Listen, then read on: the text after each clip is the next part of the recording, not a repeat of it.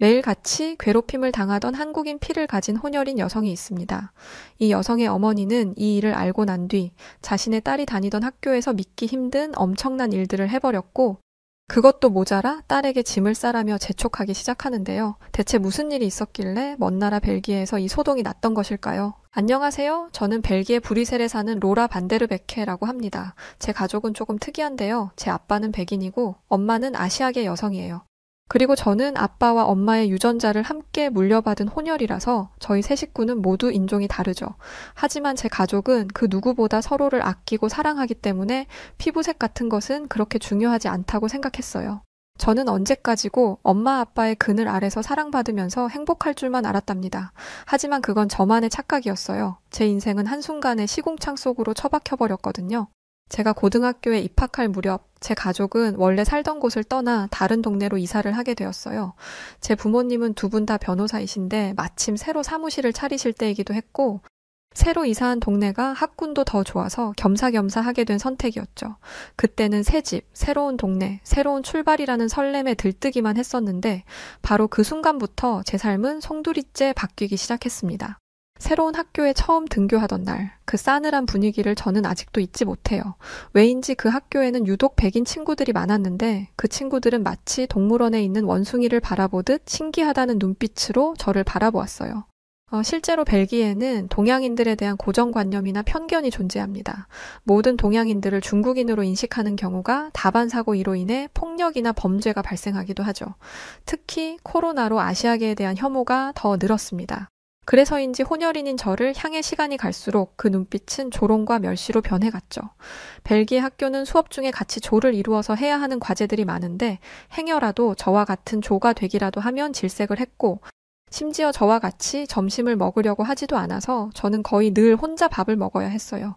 백인 친구들이 저를 따돌리는 이유는 그들과 다른 동양계 혼혈인이기 때문이었는데 저는 제가 그런 말도 안 되는 이유로 이렇게 고통받아야 한다는 것이 정말 황당하고 어이가 없었죠. 처음 따돌림을 당하기 시작했을 때는 너무 힘들어서 부모님께 말씀드릴까 하는 고민을 수도 없이 많이 했었습니다. 하지만 막상 말을 하려고 할 때마다 차마 입이 떨어지지 않더라고요. 제가 피부색 때문에 학교에서 괴롭힘을 당한다는 것을 알게 되면 엄마가 자신이 한국인 피를 물려준 탓이라며 자책하실 것 같았거든요.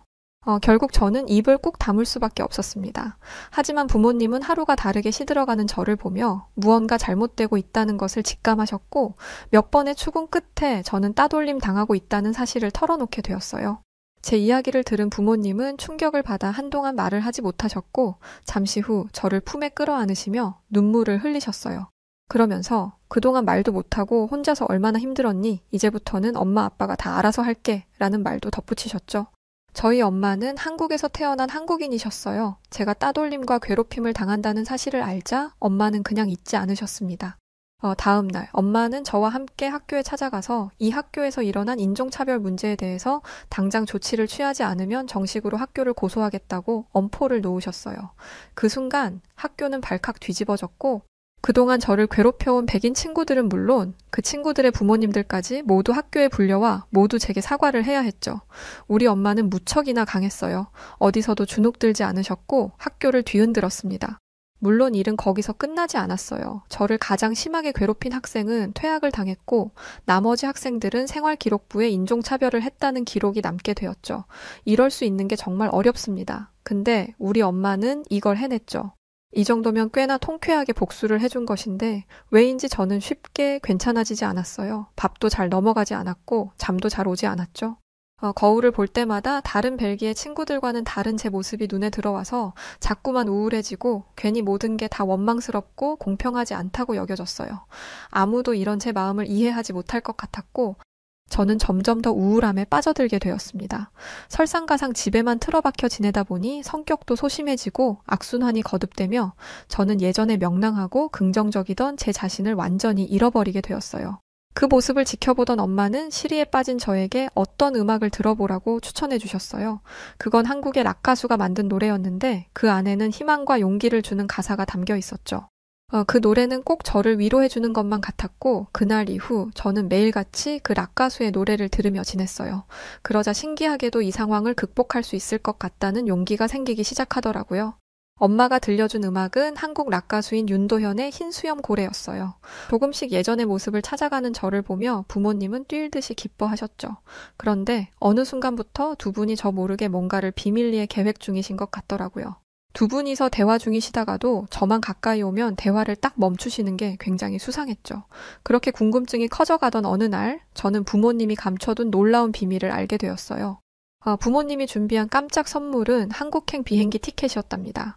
그동안 케이팝의 긍정적인 영향을 받아 건강해진 저를 보면서 부모님은 더할 나위 없는 기쁨을 느끼셨고, 이번 기회에 가족끼리 엄마의 조국, 그리고 그 피를 물려받은 저의 정체성도 배우고 한국인에 대한 자부심을 갖게 하기 위해서 한국에 일주일 정도 여행을 다녀오자는 결심을 하신 것이었죠.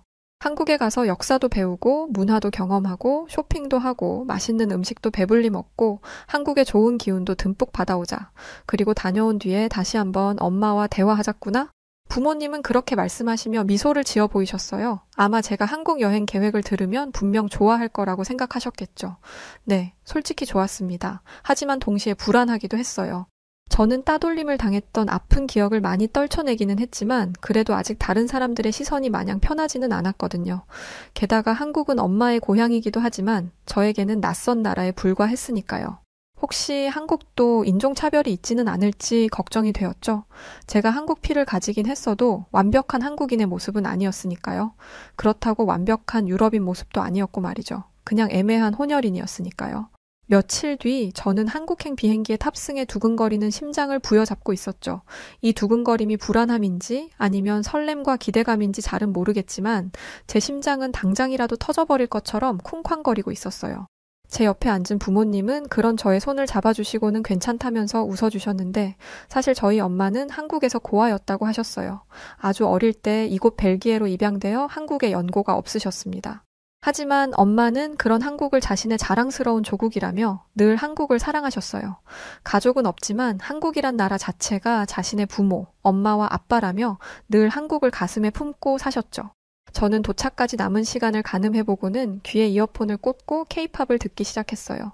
그러면서 내가 좋아하는 이 음악처럼 엄마의 마음처럼 한국이란 나라가 내 마음에 들기를 바랬답니다.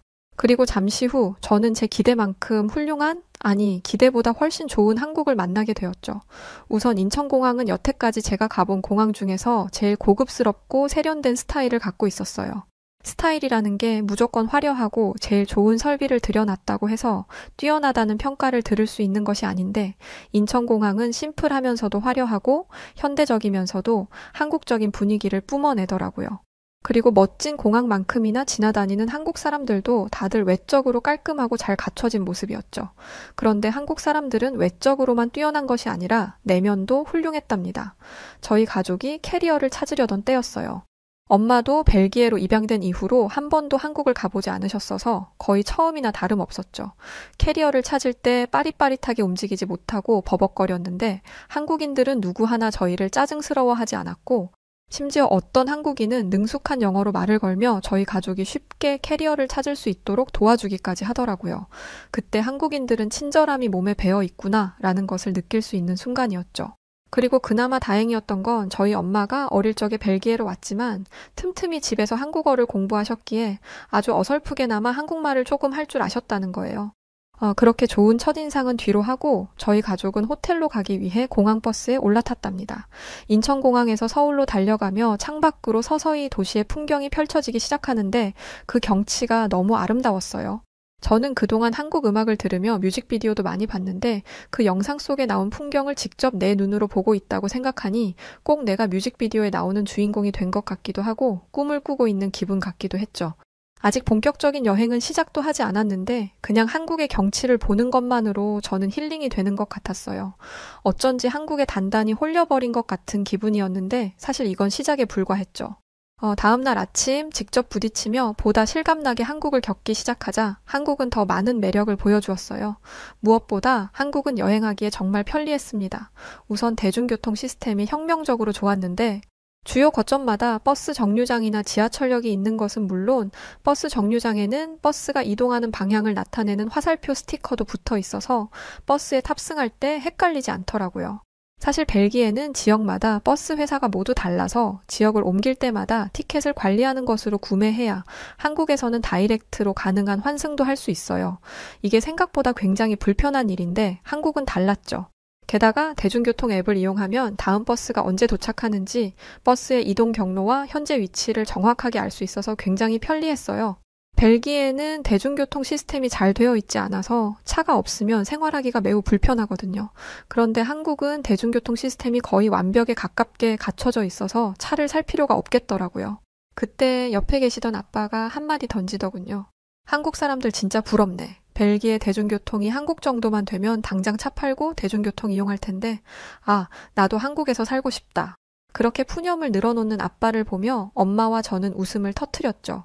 그때 충격적인 장면이 저희 가족의 눈에 들어왔습니다. 저희는 명동의 K-팝 굿즈샵에 가기 위해 버스에 탑승해 있었는데 어떤 정류장의 백발의 노인분께서 버스에 탑승하자 한 젊은 사람이 1초의 망설임도 없이 자기가 앉아있던 자리를 양보하는 게 아니겠어요?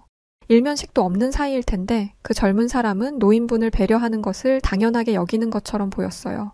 게다가 버스 기사 아저씨도 어쩐지 목소리는 퉁명스러웠지만 나이가 지긋한 승객분들이 버스에 타고 내릴 때는 행여라도 그분들이 넘어지지 않도록 특히나 주의를 기울여서 속도를 늦추고 충분히 오르고 내리실 때까지 버스 운행을 멈추면서 조심하는 것이 느껴졌죠. 벨기에는 타인에게 매너를 지킬 것을 중요하게 여기기는 하지만 개인주의가 강해서 엄밀히 말해 남에 불과한 노인분들에게 한국과 같은 친절을 베풀지는 않아요.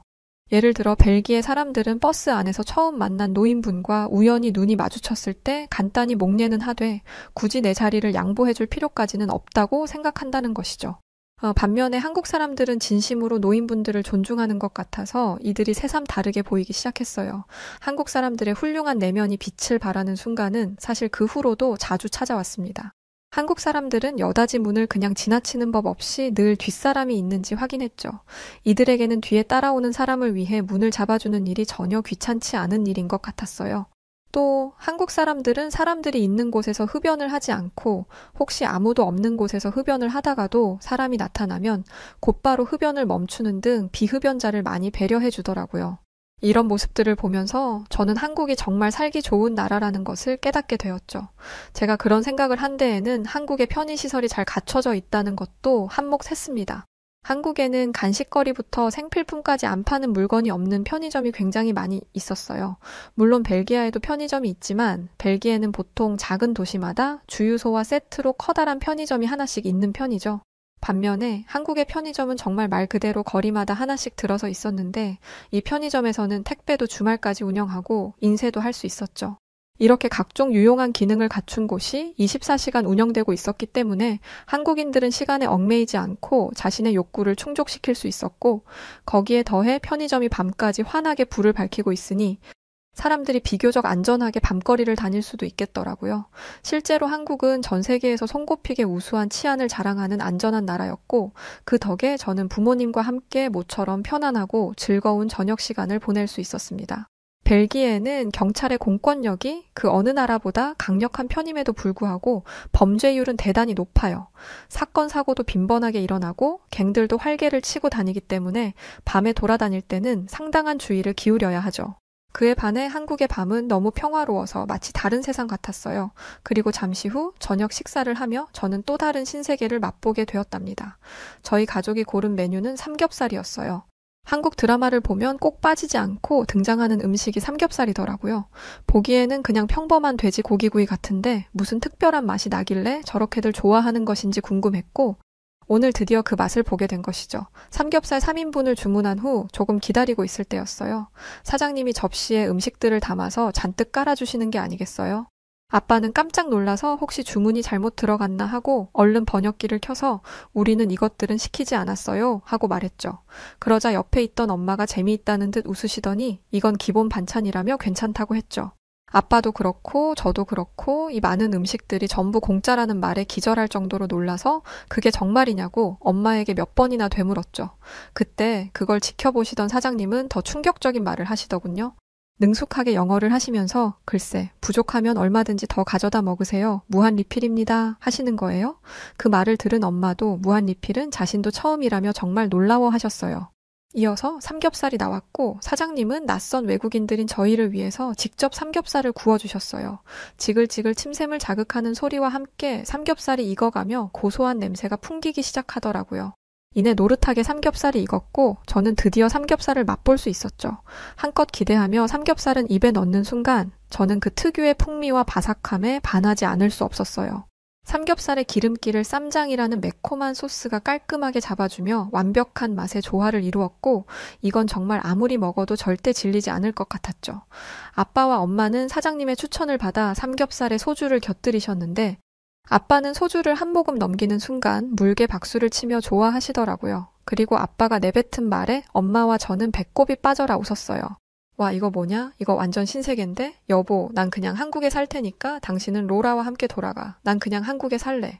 뭐 원래 장난기가 많으신 아빠였지만 한국에 와서 연신 한국이라는 도시와 사람들 그리고 먹거리까지 완벽하게 푹 빠지셔서는 한국의 피를 가지고 있지 않았던 아빠가 더 난리였습니다. 엄마도 소주가 삼겹살과 정말 잘 어울리는 것 같다며 저에게 나중에 어른이 되면 꼭 이 조합으로 먹어봐라고 하셨어요. 그 순간 저는 어서 빨리 어른이 되고 싶었답니다.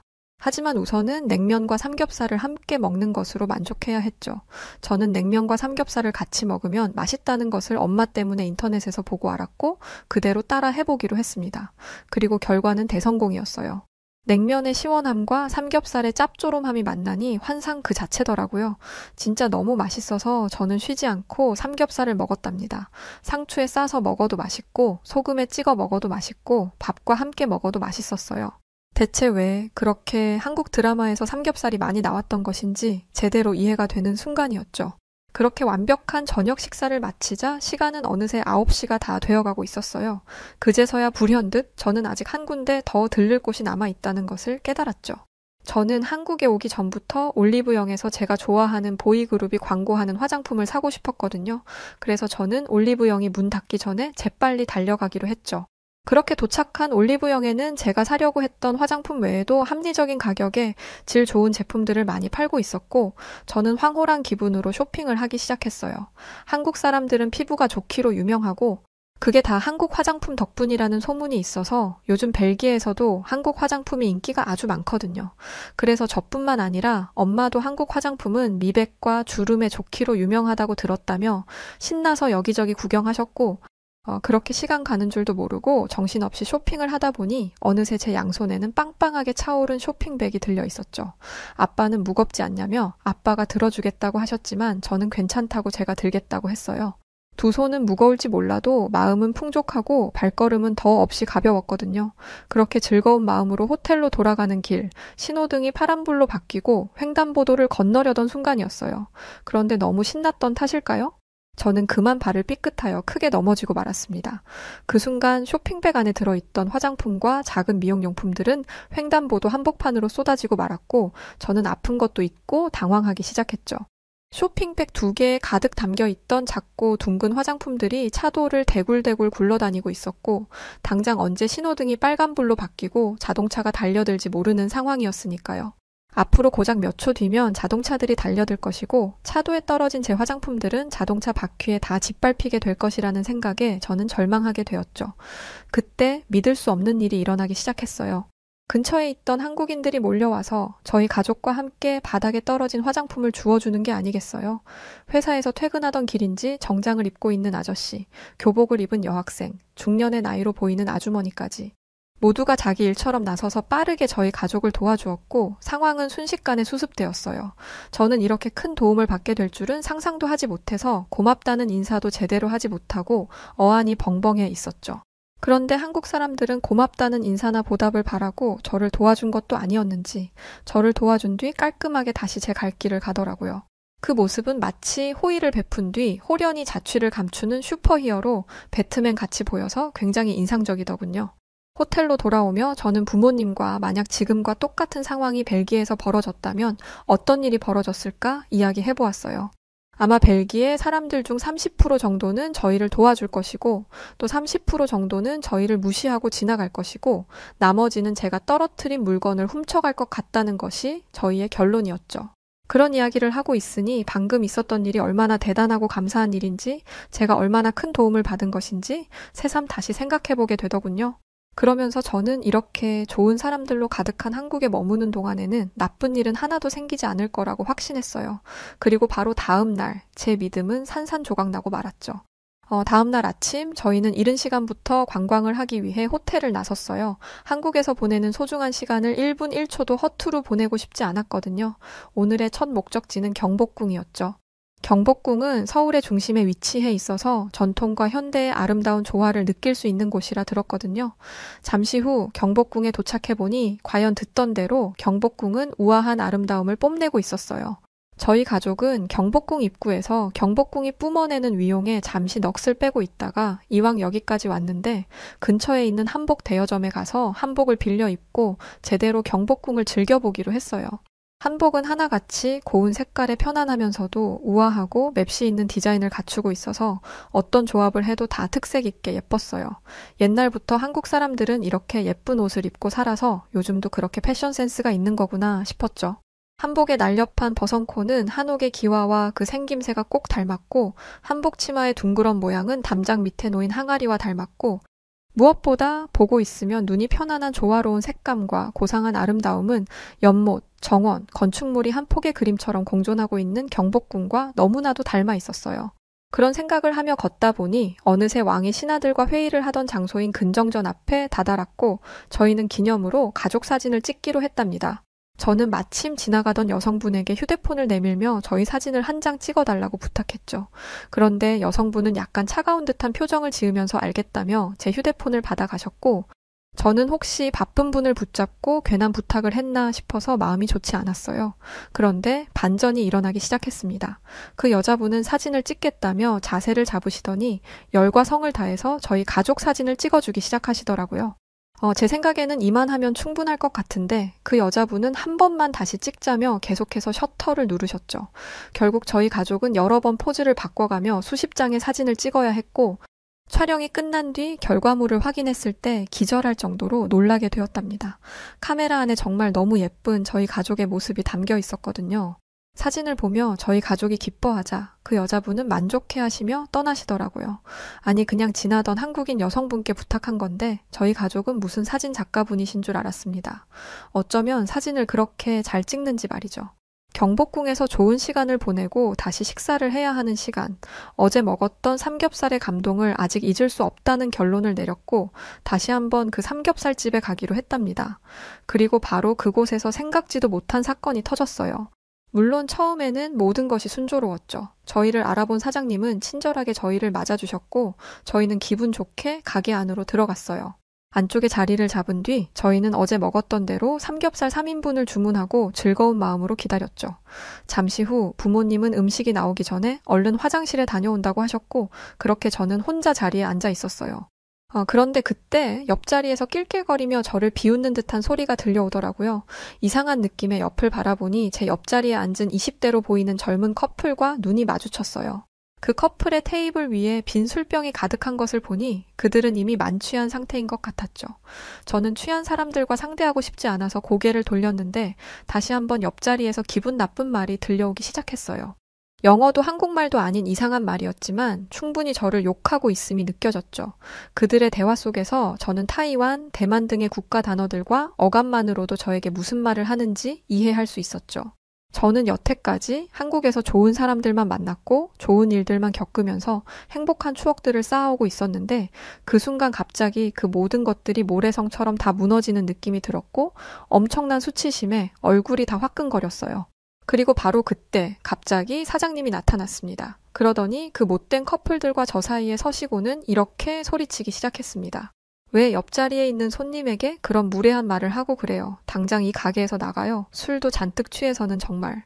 이래서 중국인들은 받지 말았어야 했는데 라는 말이었죠. 사실 저는 사장님이 뭐라고 하시는 것인지 정확하게 다 알아들을 수는 없었지만 차이나라는 말은 알아들었기에 지금 사장님이 나를 도와주고 계신다는 것을 알 수 있었죠. 그때 소란이 일어난 것을 안 부모님께서 깜짝 놀라 달려오셨고 사장님과 커플들을 떨어뜨려 놓으며 일단 소동은 진정되었어요. 하지만 그것도 잠시 그 커플은 자신들이 잘못한 것은 생각하지도 않고 당장 경찰에 신고하겠다며 큰 소리를 치기 시작했죠. 저는 재빨리 부모님께 일이 어떻게 된 것인지 설명했고 머리끝까지 화가 난 부모님은 대번에 도끼눈을 뜨고 그 커플을 노려보기 시작했어요. 상황이 걷잡을 수 없이 번져가려던 그때 정말 놀라운 일들이 가게 안에서 펼쳐지기 시작했습니다. 삼겹살집 가게 안에 있는 한국인 손님들이 모두 일어나 그 중국인 커플을 밖으로 밀쳐냈고 그 중국인들의 행패로 바닥에 떨어진 수저와 깨진 그릇, 컵들을 모두 한마음으로 치워주기 시작했던 거였죠. 이 모습은 어제 제가 횡단보도에서 넘어지며 화장품을 도로에 쏟았을 때의 모습과 같은 모습이었어요. 장소를 불문하고 한국 사람들은 어려움에 처한 사람에게 누구 하나 불평 없이 도움을 주는 사람들이었습니다. 그리고 사장님은 저에게 미안함을 느끼고 계신 것 같더라고요. 본인 가게에서 이런 불쾌한 일을 겪게 해서 미안하다며 사장님은 저에게 거듭 사과를 하셨어요. 저는 그런 사장님을 보며 아까는 통쾌함을, 이번에는 위로를 느꼈죠. 이 순간 너무 큰 감동에 저는 벨기에에서 겪었던 상처까지도 모두 다 치유되는 느낌이었어요. 어쩌면 선물 같은 이 순간을 위해 나는 그 고통을 감내하고 한국에까지 오게 되었는지 모르겠다는 생각도 들었고요. 그래서 저는 사장님의 손을 잡으며 땡큐 베리 마치 하고 인사를 드렸죠. 서로 사용하는 언어가 달라서 깊은 대화를 나눌 수는 없었지만 그래도 진심은 통한 것 같았어요. 그 사건 이후 저는 남은 일정 동안 한국에서 최선을 다해 즐거운 추억을 만들었어요.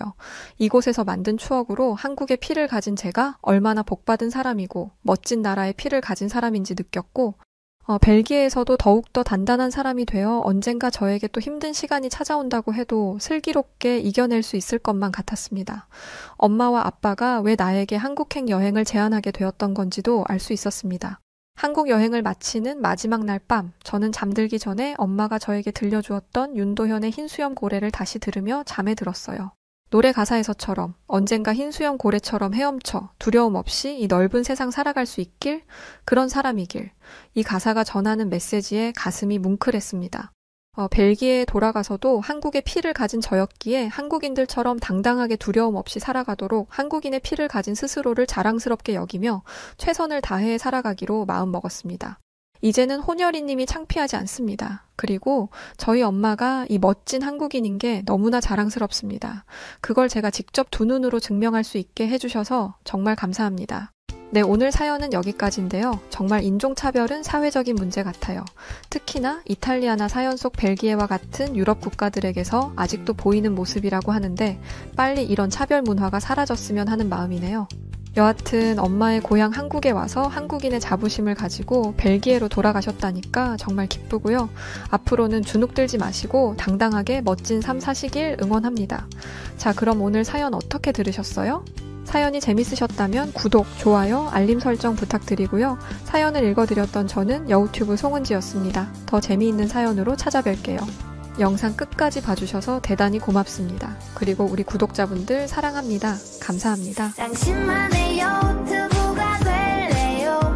당신만의 사연을 들려드릴게요. 언제